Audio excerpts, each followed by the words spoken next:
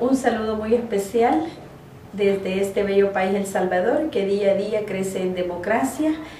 Agradecer la invitación de la OPS-OMS Washington para participar en este precioso evento como un país con experiencia corta en planificación de recursos humanos. En ese sentido, es importante enmarcarnos este proceso de formación en un proceso de 5º año de reforma de salud en El Salvador, en el cual uno de los elementos importantes ha sido la reorganización de los servicios de salud y el desarrollo de los recursos humanos como dos ejes importantes y priorizados dentro de este proceso de reforma de salud, considerando como un punto importante para la planificación de los recursos humanos el modelo de atención basado en la familia y la comunidad, y un modelo de gestión basado en redes integrales e integradas de servicios de salud. Cuando iniciamos este proceso en el 2010, iniciamos con un proceso de planificación tomando como base los indicadores geopoblacionales y los indicadores de productividad de los servicios hospitalarios principalmente. Y tratamos de buscar una metodología que evidenciara realmente cuál es la verdadera necesidad de recursos humanos, para los cuales empezamos a revisar una serie de experiencias en otros países, incluyendo la experiencia de la OMS, la experiencia de Chile, la de IntraHealth y algunas experiencias que como países se tenían en el análisis de dotación de recursos humanos, especialmente en el área de enfermería. Es así como el equipo de El Salvador, en un principio apoyado por el equipo de Capacity Plus y además el equipo de USAID, iniciamos ese proceso de conformación de la experiencia. Como podemos ver, la red integrada e integral de servicios de salud de El Salvador actualmente tiene 30 hospitales nacionales, 692 unidades comunitarias de salud familiar de diferentes categorías, tanto básicas, intermedias como especializadas, y tenemos también algunas unidades que tienen áreas de atención a la mujer específicamente, que son como áreas comunitarias rurales. Luego, en ese marco es que hemos concebido la planificación no solamente como una estimación de brechas, sino como un proceso de planificación político-operativo que finalmente nos defina cuáles son los recursos necesarios para que el sistema de salud logre los objetivos de cobertura universal, tomando como base el derecho humano a la salud. Es así como la Dirección de Desarrollo de Recursos Humanos, en su función estratégica de planificación, impulsa diversos procesos que permiten que a corto plazo podamos contar en los establecimientos de las redes con los recursos humanos necesarios e indispensables y con las capacidades para poder funcionar adecuadamente y lograr los resultados y los objetivos para los cuales han sido concebidos. Una de las grandes estrategias que ha quedado planteada en la recién aprobada Política Nacional de Desarrollo de Recursos Humanos es precisamente establecer ese marco de planificación de los recursos humanos para todo el Sistema Nacional de Salud, ya que tenemos un sistema que rectoriamos, pero es un sistema fragmentado y segmentado. ¿Cuál es la metodología que seguimos? Bueno, en el 2010 definimos las brechas, más o menos 14.000 recursos para poder implementar los procesos de cambio en los sistemas de salud, principalmente en el primer nivel de atención, con un poquitito de énfasis en los hospitales. Luego revisamos una serie de metodologías para el cálculo de personal y el equipo decidió que íbamos a iniciar a planificar los recursos humanos estableciendo las brechas únicamente en este primer periodo para los 30 hospitales del ministerio. El equipo tiene una conformación a nivel nacional de más de 100 recursos participando en este esfuerzo de definir los procesos y los procedimientos. Tenemos un equipo conductor de nivel nacional integrado por varias direcciones, como son la Dirección de Planificación, la Dirección de Tecnologías de Información, la Dirección Nacional de Hospitales, la Dirección de Recursos Humanos y la Unidad de Enfermería, porque empezamos explicando para este proceso para los médicos y las enfermeras, con la principal función de definir todo el lineamiento técnico y metodológico para definir las brechas. Luego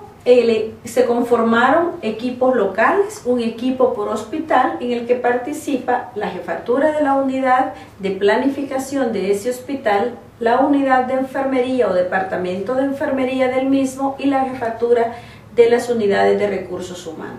cuya función es principalmente la alimentación del sistema informático que se ha definido para este proceso. El análisis de los reportes lo hacen junto con el gerente del establecimiento, pero ellos son los responsables de sacar los reportes de brechas del sistema, y también es importante que el jefe de recursos humanos elabore la propuesta técnica financiera para solventar la brecha que se ha encontrado. El modelo referencial que hemos utilizado para este proceso lo podemos ver en esta diapositiva, donde hemos tomado en cuenta principalmente la categoría del hospital. Nosotros tenemos hospitales departamentales, hospitales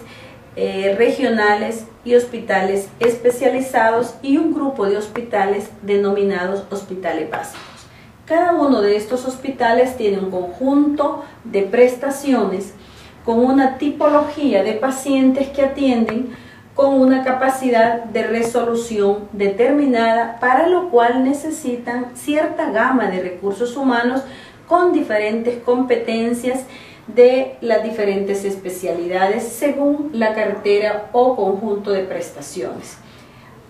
Tomamos como base que los recursos humanos son un elemento importante de todo el proceso de planificación de un servicio hospitalario, y para el caso nuestro analizamos los recursos humanos de las diferentes especialidades médicas, los médicos generales y enfermería, con los diferentes servicios hospitalarios según la complejidad del hospital. Luego este proceso nos llevó a definir cuántos recursos financieros necesitábamos para cubrir la brecha de estas dos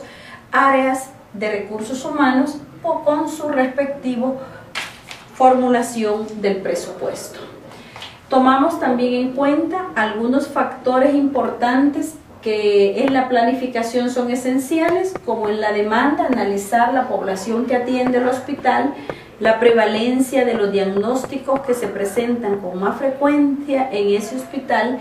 y también la complejidad de problemas de salud que se resuelvan. Por otra parte, el modelo de atención nuestro es un modelo de atención en redes integrales e integradas de servicios de salud, de tal manera que se tenía que tomar en cuenta que el hospital de referencia para ese grupo de equipos comunitarios de salud familiar debería recibir una serie de pacientes para las interconsultas, que también son otra producción que el hospital debe reportar. Entonces, en este modelo lo que tratamos de reflejar es cómo se interrelaciona todo lo que es el primer nivel de atención con los hospitales, tanto básicos, departamentales, regionales, como de referencia. Pero también es importante ver cómo el país tiene la capacidad de poder financiar una propuesta de este tipo tan fuerte para impulsar la reforma, la capacidad también de desarrollo de la infraestructura, que es importante para el número de personal que deba contratarse. Decidimos, por otra parte, que el modelo de información para poder hacer ese proceso de planificación tenía que estar articulado al Sistema Único de Información en Salud, que tiene como base la interconexión entre todos sus módulos, de tal manera que en este modelo pudiera vincularse o hacer una interfaz la parte de producción con el otro sistema que lleva toda esa parte de los servicios de salud. Por una parte, hay una pantalla en el sistema que tiene todas las horas laborales del año, la disponibilidad actual de horas médicas y de enfermería, la identificación del tiempo de médicos y enfermeras para el área de administrativa. Esto fue muy discutido, cuánto le colocábamos a una persona que está contratada 8 horas en un servicio que dedicara a tiempo administrativo, a la docencia y a la investigación, y además ver la infraestructura disponible y la producción de los servicios. Luego hay la parte de los parámetros que tomamos en cuenta, como la identificación y la categoría del hospital, el índice de utilización del personal de enfermería por infraestructura, los estándares de actividad para médicos y enfermeras, que más adelante les voy a explicar cómo los hemos determinado, y el porcentaje de tiempo laboral anual disponible para médicos y enfermeras, al cual le restábamos las vacaciones, las licencias y el porcentaje de ausentismo que hemos encontrado en unos hospitales más altos que en otros, pero hemos tratado de irlo estandarizando. Por otra parte, los procesos que se llevan en ese sistema informático es la importación de metas de producción de los servicios, del módulo de planificación en salud que se tiene en la dirección de planificación, el cálculo de producción asistencial anual del año anterior al que vamos a planificar. Para este caso 2014 utilizamos el 2013, el cálculo de números y médicos de enfermeras necesarias para cumplir toda esta producción. Al final, el sistema nos arroja cierto tipo de reportes, que aquí lo más importante es cómo el gestor del hospital utiliza esos reportes para poder tomar decisiones. Encontramos un primer reporte, la brecha entre la disponibilidad actual y la necesidad de ambos recursos según las especialidades. También encontramos el índice de carga laboral, que puede estar elevado, normal, o puede estar por abajo de lo normal, y también revisamos un reporte de cómo está distribuido el personal. Este es el modelo teórico de lo que contiene el módulo del sistema de información. Seguimos 12 pasos para poder concretar el sistema. Quiero aclarar que después de la revisión que hicimos de una serie de modelos, decidimos hacer por nosotros mismos nuestras propias adecuaciones, ajustes, y con la creatividad del equipo poder ir impulsando una mejora en lo que estábamos haciendo. Lo primero fue la revisión de la metodología y la calificación de los equipos. Esto es sumamente importante para garantizar el proceso. La definición de instrumentos para hacer una primera prueba piloto, que la hicimos por las diversas categorías de hospitales, en el cual estuvieron representadas 6 hospitales. Luego hicimos por hospital talleres de recolección de información con estas disciplinas que ya había mencionado antes. En los 6 hospitales piloto analizamos estadísticamente la información con los tiempos máximos, los tiempos mínimos, la media de tiempo por actividad, y sacamos la variabilidad de los tiempos para decidir sobre la base del tiempo medio el estándar. Definimos y entonces los estándares. Esto fue un proceso de consenso con el director de hospitales y la dirección de planificación para luego ser aprobados. Hubieron algunos, como en el caso de cirugía y anestesiología, que tuvimos que hacer talleres de discusión con los especialistas que habían participado ya en la recolección de la información para ver desde el punto de vista del experto el estándar que íbamos a colocar.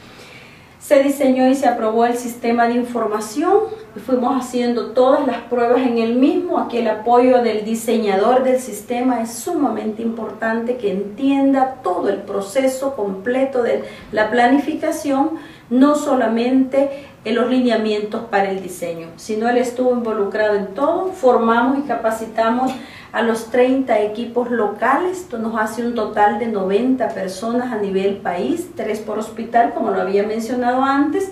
a partir de esa capacitación, ya la personal de los hospitales tuvo acceso al sistema y fue introduciendo la información requerida por el mismo, que ya estaba establecida en un manual que hemos diseñado para la alimentación del sistema y que estará a la disposición en línea.